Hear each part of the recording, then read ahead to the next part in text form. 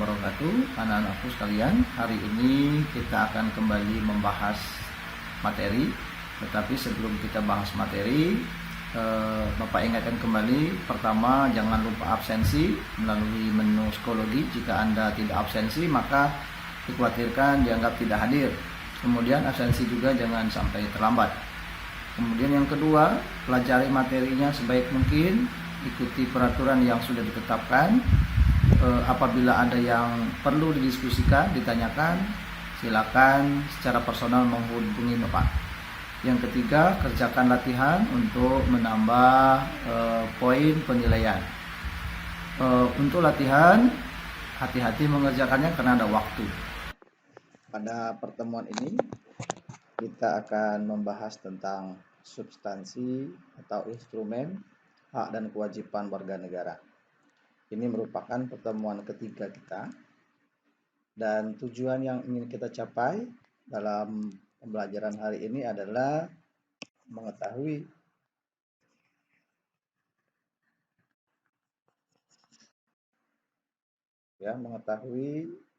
substansi hukum, hak dan kewajiban warga negara. Karena sebelumnya kita sudah membahas tentang nilai-nilai yang menjadi pedoman pembentuk hak dan kewajiban warga negara. Kita sudah menemukan 3 nilai, yaitu pertama ada nilai ideal, kemudian yang kedua kita ada nilai instrumental, ya, ada nilai instrumen, warnanya. Nilai yang ketiga ada nilai praksis dan nilai pelaksanaan dalam kehidupan sehari-hari. Nah, hari ini kita akan membahas substansi dari ketiga nilai yang sudah kita bahas kemarin. Yang pertama, kita lihat ada nilai ideal atau nilai-nilai yang terdapat dalam Pancasila. Sebagaimana kita ketahui, setiap sila Pancasila itu mengandung norma dasar atau norma fundamental dalam pembentukan peraturan di negara kita, termasuk juga peraturan yang mengatur tentang hak dan kewajiban. Misalnya, pada sila pertama, ya, sangat jelas bahwa negara kita menjunjung tinggi kebebasan beragama, kebebasan beribadah. Akan tetapi dalam melaksanakan kebebasan akan bertemu dengan kebebasan orang lain, maka supaya tidak terjadi benturan kebebasan, maka ada kewajiban-kewajiban kita sebagai warga negara. Ya, misalnya kita wajib menjaga ketertiban antar umat beragama, wajib menghargai hak-hak orang yang beragama lain atau orang-orang yang sedang melakukan kegiatan keagamaan yang lain. Kemudian sila kedua. Dalam sila kedua sudah dijelaskan bahwa kita memiliki derajat yang sama. Sebagai warga negara kita punya derajat yang sama, tidak dibedakan oleh strata-strata, ya. Bahwa kemanusiaan yang adil dan beradab. Adil artinya kita dapat berbuat bagaimana melaksanakan konsep keadilan, dan beradab, adil yang beradab, bukan hanya sekedar adil tetapi juga ada adabnya, ya, disesuaikan dengan kondisinya.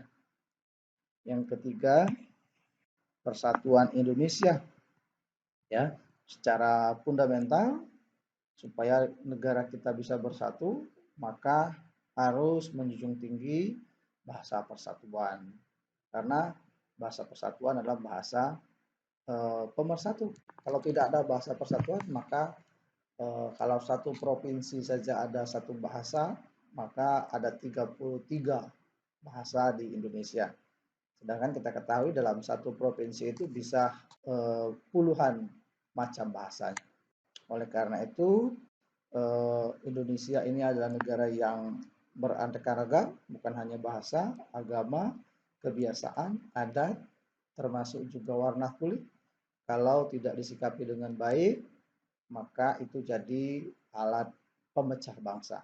Oleh karena itu anak-anakku, sebagai generasi penerus, kita patut menjaga, melestarikan keanekaragaman bangsa ini adalah bentuk keistimewaan atau bentuk eh, apa namanya alat pemersatu. Perbedaan bukan sebagai alat pemecah belah, tapi perbedaan sebagai alat pemersatu. Kemudian ada sila ketiga, ya, setiap hal negara kita mengusahakan menjunjung tinggi penyelesaian permasalahan secara musyawarah. Kemudian sila kelima, bahwa setiap orang harus dilindungi oleh negara untuk mengeksplorasi diri, untuk mengembangkan diri, termasuk kalian. Silakan mengeksplorasi diri, tetapi dengan batasan-batasan. Misalnya batasan usia. Ada hal-hal yang belum boleh kalian lakukan karena kalian masih dalam tahap usia belajar. Kemudian yang kedua adalah bagaimana substansi di dalam nilai instrumental. Kemarin kita sudah membahas bahwa nilai instrumental itu atau nilai operasional itu mulai dari Undang-Undang Dasar sampai ke peraturan terkecil. Dalam hal ini secara umum ada Perda. Tetapi kalau kita turunkan lagi, bisa sampai ke peraturan tingkat yang lebih kecil lagi, misalnya Perdes atau peraturan dusun atau peraturan RT. Itu juga bagian dari Perda. Sebagaimana kita ketahui kemarin, misal yang pertama dalam konstitusi negara kita, Undang-Undang Dasar. Dalam Undang-Undang Dasar sudah dijelaskan bahwa mulai dari pasal 27 sampai pasal 34 ini adalah pasal-pasal yang mengatur tentang hak dan kewajiban warga negara. Apalagi ada pasal 28 ya sampai 28C itu mengatur tentang hak asasi manusia atau HAM yang sudah kalian pelajari di kelas 11. Kemudian turun lagi ada TAP MPR. Begitu banyak TAP MPR ya. Tetapi sudah dibahas di dalam TAP MPR pada tahun 2003 bahwa ada beberapa TAP MPR yang dinyatakan tidak berlaku lagi, ada yang dinyatakan berlaku sementara sampai hasil putusan pemilu, ya. Tetapi di antara sekian banyak yang sudah tidak berlaku, ada beberapa yang masih berlaku. Misalnya ada TAP MPR nomor 98 tahun 98, tapi ini masih berlaku sampai sekarang, yaitu TAP tentang HAM, atau TAP nomor 3 tahun 2000 yang kemarin kita pelajari tentang tata urutan peraturan perundang-undangan di Indonesia. Kemudian turun lagi, ya, turun lagi undang-undang. Nah, undang-undang itu begitu banyak. Setiap peraturan perundang-undangan dibuat oleh para pembuat undang-undang, dalam hal ini DPR bersama Presiden dan Wakil Presiden, semuanya untuk kepentingan warga negara. Ya, tinggal bagaimana kita menyikapi apakah kita terkait dengan undang-undang itu atau tidak. Misalnya yang langsung bersentuhan dengan kita, Undang-Undang HAM. Salah satunya bahwa setiap warga negara berhak mendapatkan hak pendidikan dan pengajaran. Ya, kemudian dipertebal lagi dengan Undang-Undang Sistem Pendidikan. Ada lagi Undang-Undang Perlindungan Anak. Jadi begitu banyak undang-undang yang tujuannya adalah melindungi hak kita dan kewajiban kita. Turun lagi, ya. Ada Perpu atau peraturan pemerintah pengganti undang-undang. Contohnya ada Perpu nomor 1 tahun 2020 yang kemarin sudah ditetapkan menjadi undang-undang nomor 2 tentang pandemi Covid, ya. Jadi karena Covid ini dianggap sebagai kejadian luar biasa, maka pemerintah mengeluarkan Perpu. Oke, berikutnya ada PP, ya, peraturan pemerintah. Jadi ini masih di bagian instrumental atau operasional. Jadi jika tidak cukup di undang-undang, maka diperlukan PP. Misalnya ada PP nomor 21 tahun 2020 tentang PSBB, ya, yang kalau di Palembang kemarin ya PSBB juga ya, cuman gaungnya tidak seperti di ibu kota Jakarta. Kalau di ibu kota Jakarta ya namanya juga ibu kota negara ya, jadi permasalahannya lebih rumit dibandingkan kita di kota Palembang. Kemudian ada lagi keputusan presiden, misalnya Kepres nomor 7 tahun 2020 tentang gugus tugas percepatan penanganan COVID. Nah, ini lupa COVID-nya ini. Tentang COVID ya. Nah, sekarang memang sedang kita dilanda masalah ini. Maka kita harus belajar dari rumah seperti ini. Kemudian Perda. Nah, misalnya contohnya Pak ambil Perda nomor 16 tahun 2011 ya, tentang perubahan Perda nomor 3 tahun 2009 tentang sekolah gratis. Sekolah gratis juga mengatur tentang hak dan kewajiban. Siapa yang berhak mendapatkan gratis? Kemudian gratis seperti apa yang sebenarnya dimaksudkan oleh Perda itu? Ya, apakah seluruh warga negara? Apakah orang-orang tertentu? Tentu ada aturan yang mengatur di dalamnya. Atau contoh yang lain misalnya Perda Kota Palembang tentang peredaran minuman keras.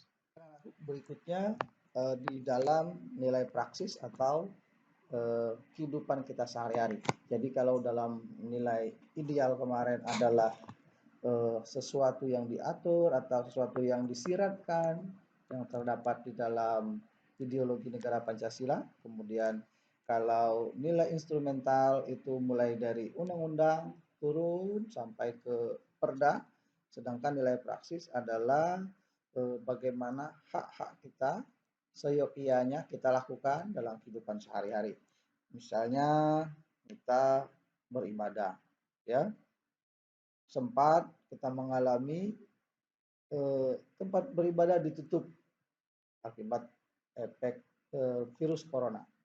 Kemudian sekarang sudah dibuka lagi, tetapi dengan protokol kesehatan. Kemudian kita bebas menuntut ilmu setinggi-tingginya, tetapi kebebasan itu ada aturannya, ya. Tidak bisa kita sekendak hati kalau dalam bahasa kita, bahasa Palembang, ya. Kemudian kita boleh menyampaikan pendapat, ya, karena berpendapat itu adalah hak kita. Tetapi kalau tidak tepat waktunya, tidak tepat tempatnya, tidak tepat isinya, bisa menimbulkan permasalahan. Apalagi kalau curhatan itu kita sampaikan melalui medsos, kita bisa-bisa kena undang-undang ITE, ya. Begitu banyak contoh orang-orang yang terkena undang-undang ITE ini. Kemudian kita bebas bergerak, berekspresi. Yang mau sepedahan, silakan, ya. Tetapi ada aturannya. Jangan sampai mengganggu pengguna jalan yang lain. Jangan sampai bersepeda tetapi melupakan faktor kesehatan yang sedang dijalankan oleh pemerintah. Kita bebas juga membeli produk apapun, tetapi itu produk yang legal, produk yang sesuai dengan usia kita, ya. Merokok itu tidak boleh, ya, karena berbahaya. Misalnya memberi barang-barang tertentu tentu ada aturan-aturannya, ya. Karena itu anak-anakku tetap perhatikan kewajiban walaupun kalian punya hak. Kalian punya hak untuk mendapatkan nilai A, tetapi kewajiban kalian harus dipenuhi. Setiap jadwal belajar sesuai dengan jadwalnya ikuti, ya. Absensi jangan terlambat. Kalau terlambat nanti mengurangi penilaian, terutama penilaian sikap, ya. Demikian anak-anakku materi kita hari ini. Semoga penjelasan yang singkat ini dapat memberikan tambahan pemahaman tentang materi kita, substansi hak dan kewajiban warga negara. Jika ada yang masih perlu didiskusikan, boleh didiskusikan secara personal atau secara kelompok dengan teman-temanmu, atau juga boleh dengan Bapak melalui medsos ya, atau Telegram atau WhatsApp, atau juga boleh melalui channel LMS kita psikologi. Demikian anak-anakku, jaga kesehatan, semoga selalu tetap berprestasi. Assalamualaikum warahmatullahi wabarakatuh. Mimpi adalah kunci untuk kita menaklukkan dunia berlari.